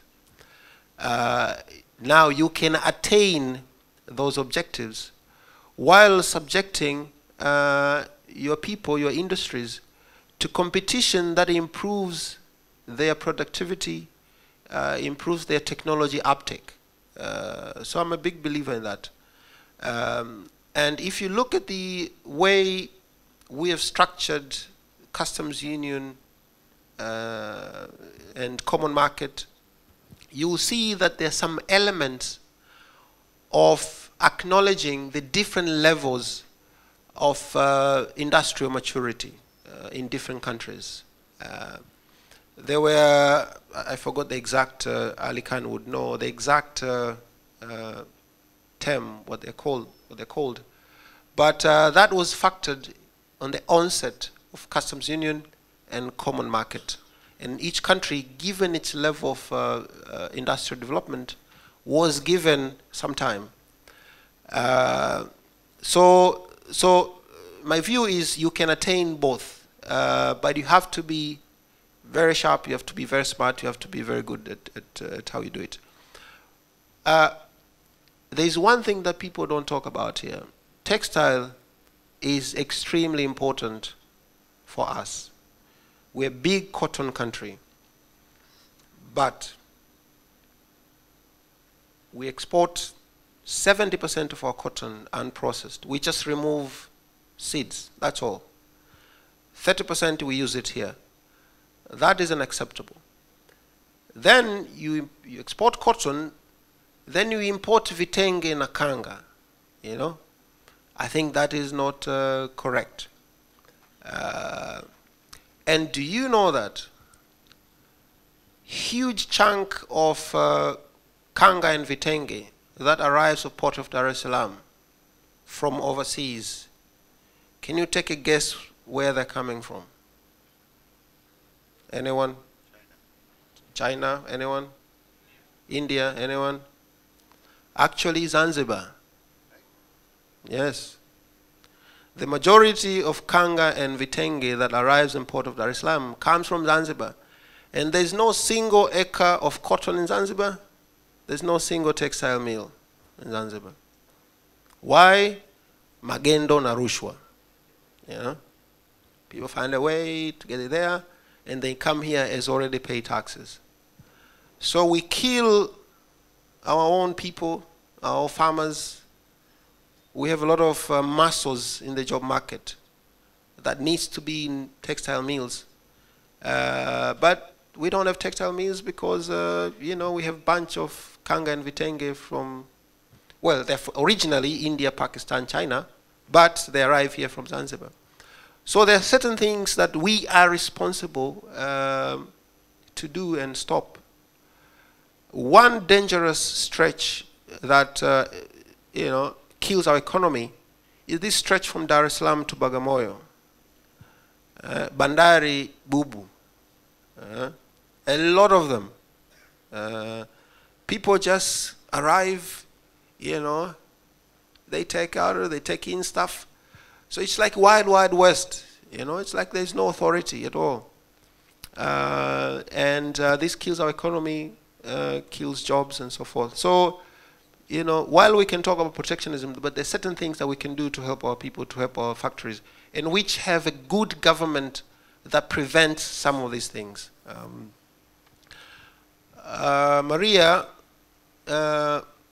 you're very correct that Mwalimu Nyerere still rules this country from the grave. That's why today every reference for what is good, we say this is what Mwalimu did, this is what he would have done, he would not have liked this. And we see increasing references to that. And even among young people who were born, you know, long after he was out of office, there's a natural connection to Mwalimu. And not because he, you know, improved our economy, he made life better, but because of who he was and the kind of leader that he was, and what he stood for. And when the nation is in crisis, there is nostalgia. You are very correct. And this is both a good thing and not so good thing. It's a good thing when a nation can rally around an individual as a moral compass. So this is good. But it's bad when you have extremists that elevate Mwalimu to not as human, you know.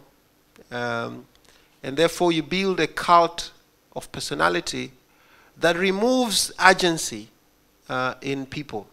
And say, oh, no, no, we can't do anything. Even Mwalimu didn't do it. Nobody can do this. Even Mwalimu failed. This is not something we should have.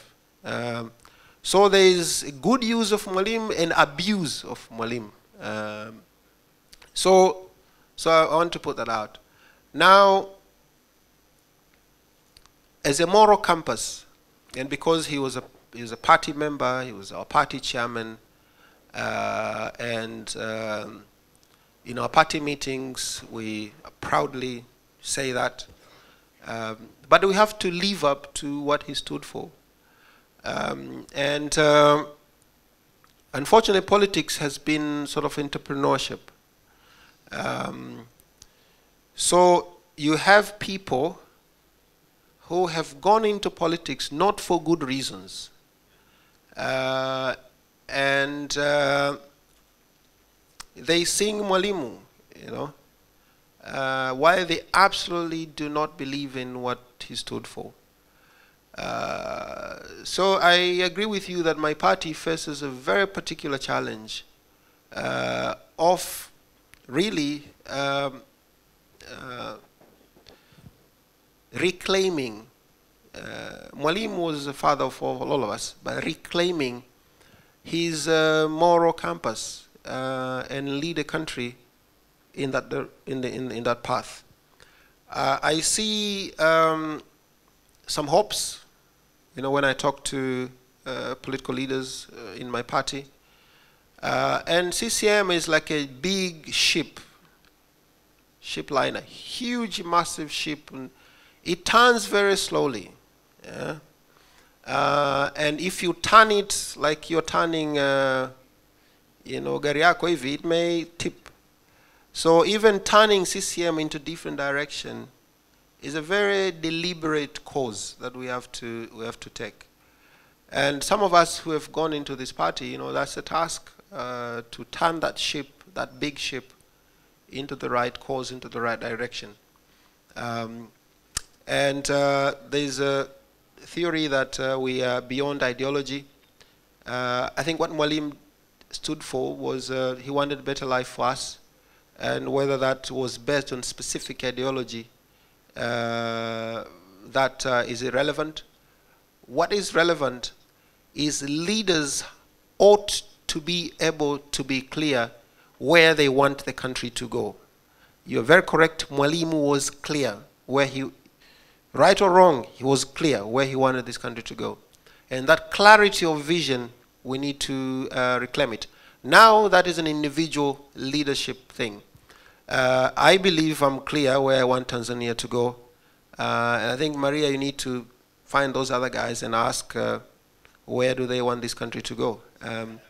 I have laid out my vision where I want Tanzania to go, so I'm not going to answer for people who have not said anything. The Kiswahili in education policy, this is a very important question, and it's a question that now for me, language is a medium of communication. All along, we had two languages of instruction that we're using in the education system. For primary education, it was Kiswahili, and English is taught as a language. And secondary, you have English as a medium of instruction, and Kiswahili taught also as a language. Now, for me, the key thing is communication, imparting knowledge. Because sometimes we forget the fundamental objective, is the imparting of knowledge. And you have to find a way, the curriculum of the education system, have to find a way to make that happen. The imparting of knowledge in an efficient, easier, accessible way. Now, the communication of that knowledge is something else. There are engineers from Ukraine, nuclear engineers from Ukraine, who studied nuclear science from primary to PhD using Russian language.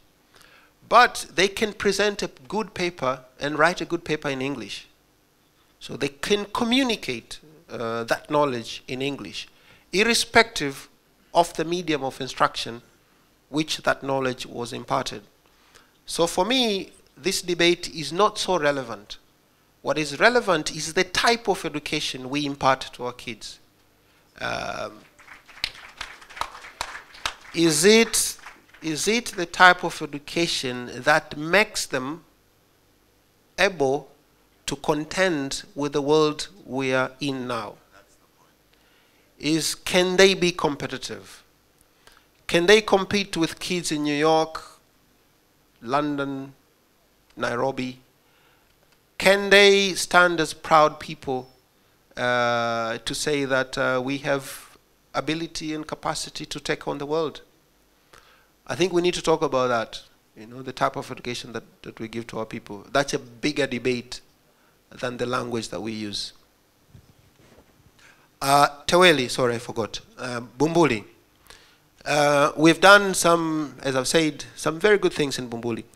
When I got there, the constituency was in huge development challenges. Almost everything was challenged. So I can quickly point out some few things. One, there's no bank in Bumbuli, no any financial institutions. So as a member of parliament, we are given a car loan. You go out and take a loan and you buy a car, every new MP. So I took out a loan, but I had my car already. So I didn't buy a car, and I put this money to start a Bumbuli Development Corporation, a fund which lends people. So we created a financial institution in Bumbuli, which started with 100 million shillings. We went to 250. There were challenges. We hired people that stole from us. We fired them. We restarted, and we just secured a loan of 1 billion shillings to give loan to all entrepreneurs in Bumbuli that want money to do business. Because that's the belief. If you want to develop a place, give people opportunity to earn a living. Don't give them hands out. That's why BDC is not an NGO, it's not charity, it's business. We give loans to people, they pay back, we follow, we make sure they have good business plans, because that's how you build capacity of people. So that we did, and it's visible. There are people who've changed their lives because of that. Education situation was extremely bad. When I got there, the pass mark was 30%. 70% of people in secondary schools simply did not go anywhere.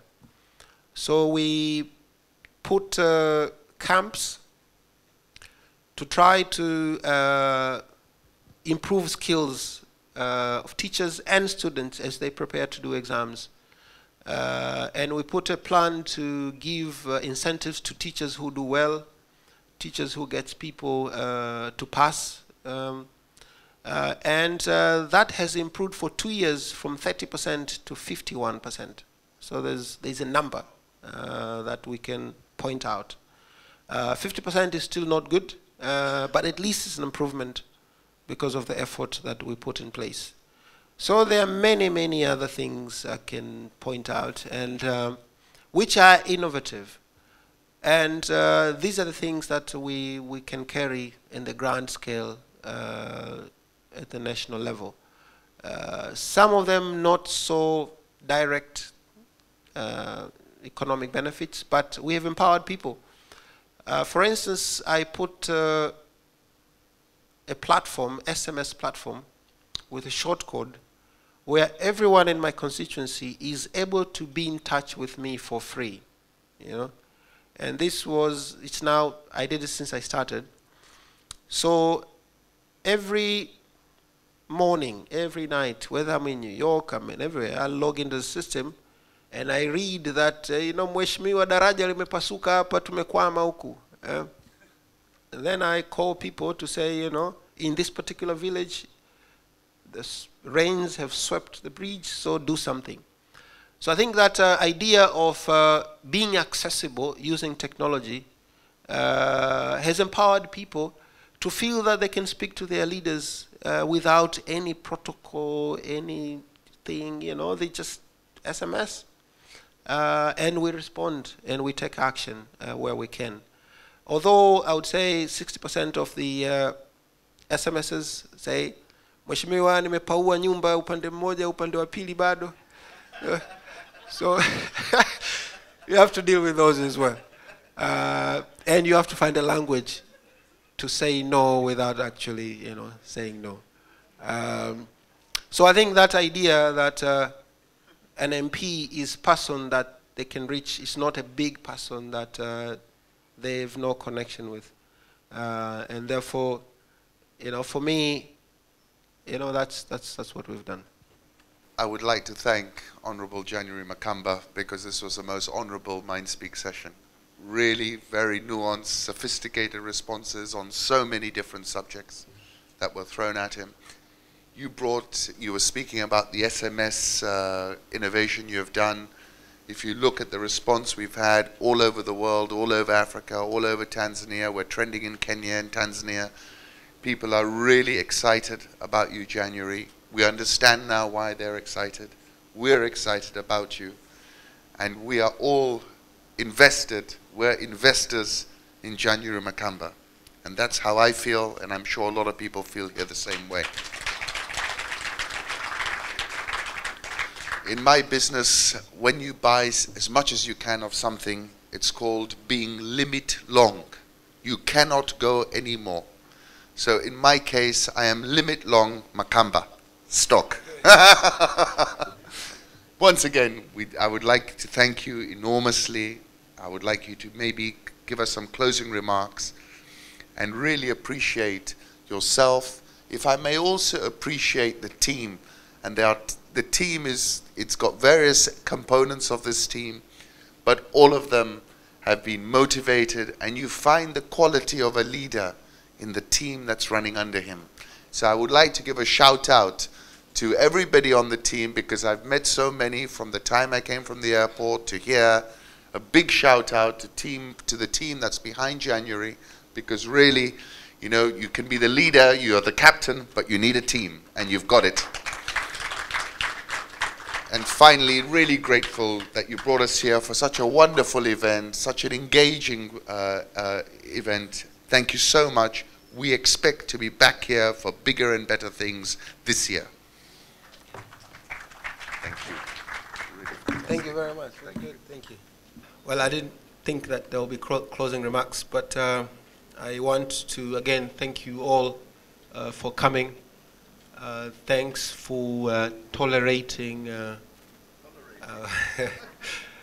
our ramblings, but it has been quite useful. I very much enjoy these kind of things. I think that our politics, our country will be better if we embrace discourse, if we embrace debate, if we embrace discussion, because no one is in monopoly of good ideas. We can always share, exchange, learn from each other. And for a political leader to be able to be exposed to questions, it gives you a sense of what people want, what people are thinking. And that can only make you a good leader. I would hope that during this election season, we will have debate among candidates. And I will be the first one to accept invitation to that particular debate if it happens. Because I believe that this particular election is a game changer for our country. If we don't do well, we are done, the country. And if we elect the right people, our country has immense, immense potential. But we don't want to be continuously and permanently called a potential, because we have been potential since 1961. So it's time now to stop being a potential to actually being a powerhouse. And given the maturity of our institutions as a country, and most African countries, the type of a leader, his personality, his beliefs, his morality, his upbringing, his outlook, his exposure is extremely important in the direction of the country.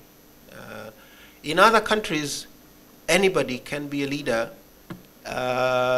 whether they're crazy or they, because there are a lot of checks and balances to make sure that he's in line.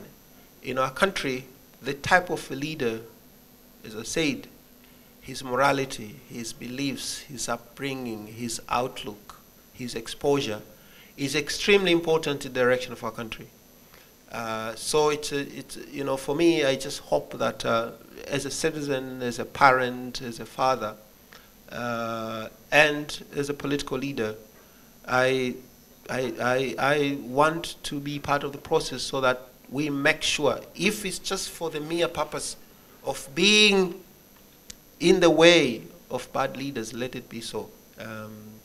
So we are offering possibilities of a new country. And,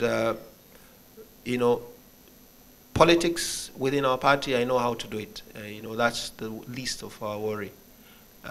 What I don't know how to do is to spend money to create a perception of electability, because somehow that is what is happening. So many people are led to believe that the election in our party is over. Actually, it's not over. The amount of resources that is being spent to create that perception is massive. We don't know how to do gimmicks. So what we offer is what we think, our exposure, and possibilities for a new country. So those who want to join, karibu sana.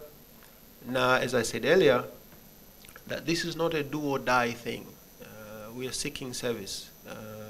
And we hope that people will understand us, understand our intentions, and our capabilities. So, again, asante sana. Thank you very much for wanting to do this in Dar es Salaam. I know you said you wanted to do this for a while. I'm happy that we've made it possible this time around. And I hope that you'll come and engage other politicians, because I also want people to see what others offer. I personally believe that I'm at advantage when other people also get exposed to these kind of things, because you see the difference. And for me, I don't want people not to come forward. I want them to come forward so that you can see for yourself what difference that we have. So, come back. And also come back to talk to business leaders here. We have an emerging young professionals community that are concerned about their country. They have ideas. We have good, decent business leadership here. We have young entrepreneurs, we have students, we have activists that are yearning for a conversation. Maybe you should franchise Mindspeak, for those entrepreneurs here who wants to do it, so that we can continue with these kind of debates in our country. So, asanteni sana sana kwa kuja na asanteni sana kwa kunisikiliza. Asante sana.